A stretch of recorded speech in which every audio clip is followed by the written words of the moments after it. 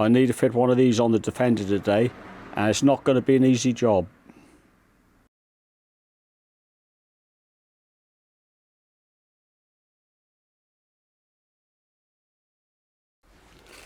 Hi, good morning, welcome back to Mike Makes It. We're in the Defender. Got a problem with the reversing light switch, or so I believe.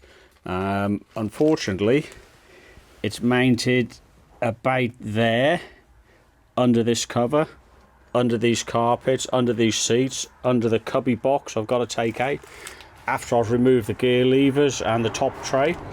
I've tried looking underneath. I can actually see the gears, this reversing light switch, and I can touch a reversing light switch, but I won't be able to get the reversing light switch out from underneath. Other people have done it. I don't know how. I'm not going to be able to do it. I've got one additional issue, in the sense of I got a Roma driver fitted. There's videos on that on the channel, and it's got a shaft that runs left to right in here, and there's a lot of cable looms going on underneath that assembly, so I don't want to risk moving the cable looms, not realizing, and the shaft for the Roma drive rubbing on the cable loom. So unfortunately I'm going to spend about an hour and a half stripping all the inside of the cab out, because I've got sound deadening. It's not carpet, but it's a rubber mat that does reduce some of the sound in the vehicle. But of course that's under everything else. So I've got to take the chairs out, the cubby box, gear levers, as previously mentioned, and I've done it before when I fitted the Roma drive, and it's a pig. And when I've took that off, then there's a gearbox shroud has got to be removed, and there's about 14 bolts on that.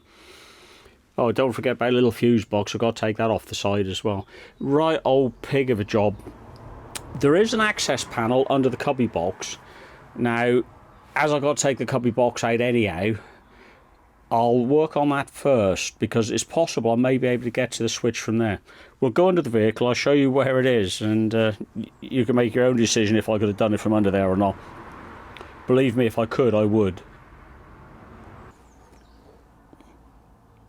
Right, there it is. I'll arrow that up for you so you can see a bit more clearly, because I can't even point to it, not from where I am. But yeah, you can see the problem. You've got a cable loom running along there, it's held on brackets. There's also that shaft for the Roma drive.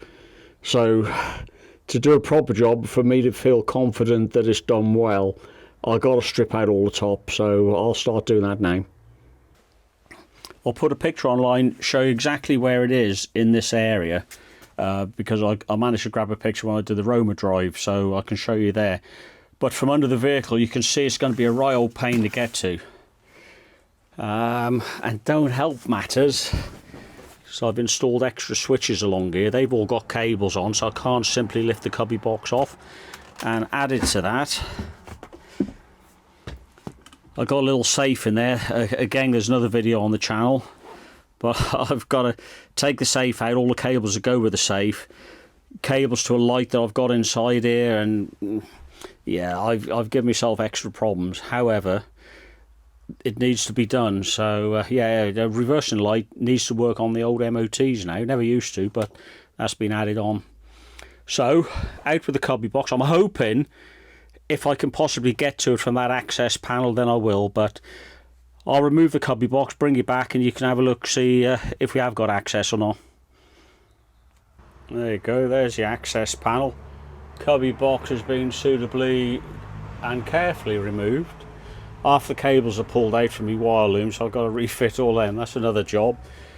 But yeah, a little access panel there could be handy for a lot of things. I'm hoping to get to the reversing light switch, which is about down here. Got more chance of getting to it from here than underneath. So let's get this panel up and see if I can actually see what I'm trying to get at. There's a Roma drive sitting there, which is nice. Unfortunately, I think access is still very, very bad. See if I can get a pointy stick. Now this is a gear linkage for the Roma drive. You can see there's a little bit dim, but the shaft goes under these cables, and those cables go further into here.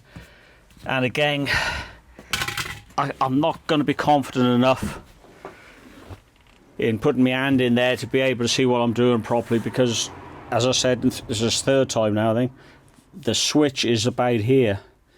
And the only real way is to strip all the carpet out, and I'm not looking forward to that because everything's got to come out.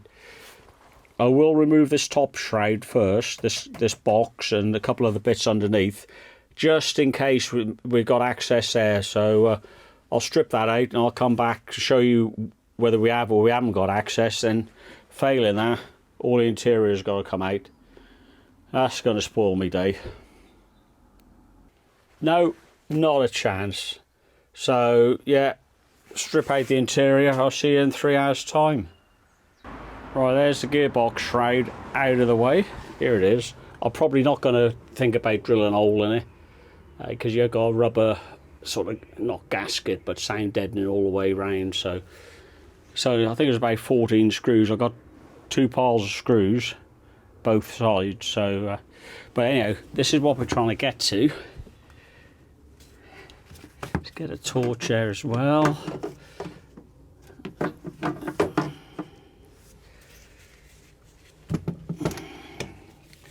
There. That's what we're trying to get to. Oh, wobbly camera. See if I can get a torch in a bit better. You can see it, the hexagonal nut shape, the cable coming out, and the connector to the end of it is here. So I'll get a meter out. We'll just double check that switch is faulty. If it's not, I'm going to be a tad annoyed. But yeah, DVM please. This is why I was a bit reluctant to go sort of getting access down the bottom, because of this rod from the Roma drive. And I've got a lot of extra tie wraps here to actually tie the wire loom away from this assembly. So I was a bit uncomfortable, like getting it underneath, trying to undo that, which has got to be near impossible to do from underneath. Then get to this connector, which is tie wrapped on it to keep him all snug, from underneath. Just really not possible. So sadly, this is the only way of doing it. I thought I'd change this switch when I did the Roma drive, thinking that's a devil to change. I won't want to do that. It's possible I didn't. I can't find in my history of ordering parts this actual switch, so I probably didn't. Now we pull a switch. I'm going to block your view for a second, I'm afraid, once I work out how to get this connector out.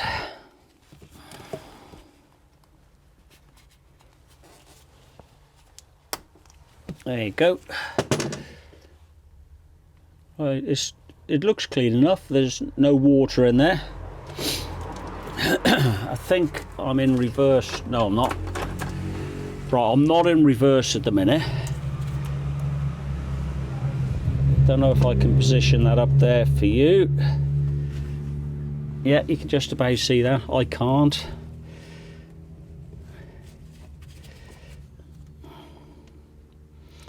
Well, that's exactly what we should be getting, is nothing, because we're not in reverse.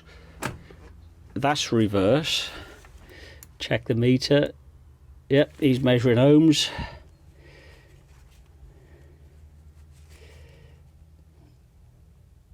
Nothing, which is exactly what I want.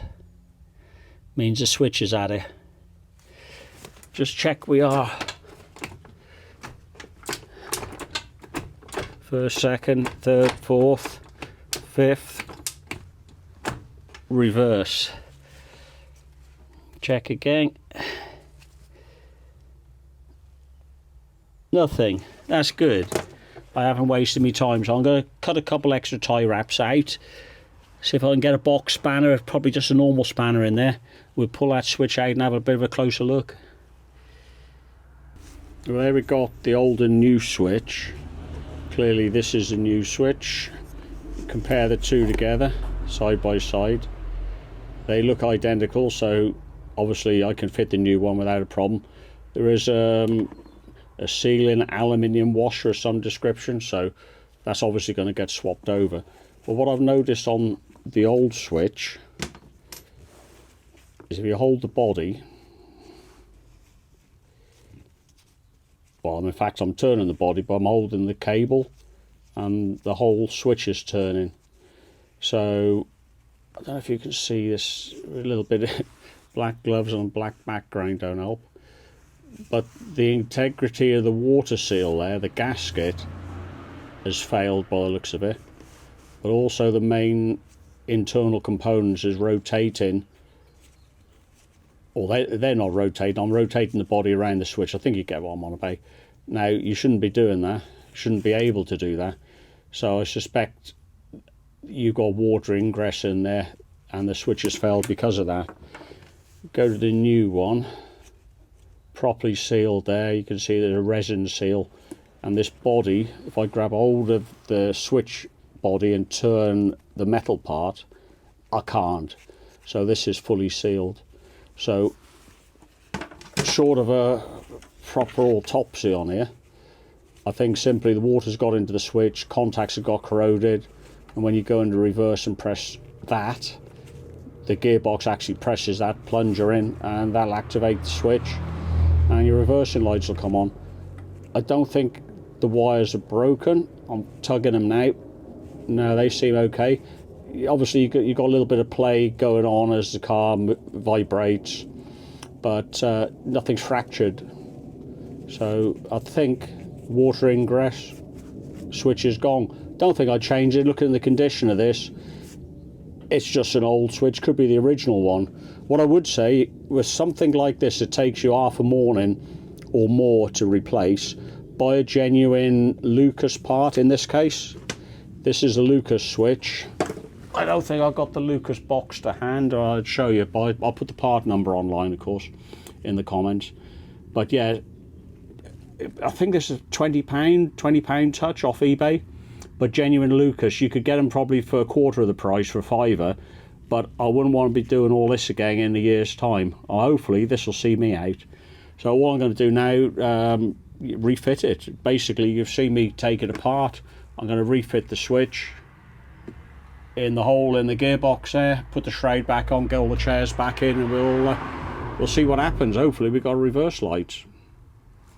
It's dark here now, 5 o'clock in the evening, but you can just about see the seats are back in the car, everything else is reattached, and ignition on, reverse lights.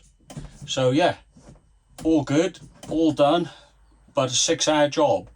For like, it took 5 minutes to swap out the switch once you get to it, but it's access, and you don't have access in a Land Rover, certainly not when it comes to the reverse light.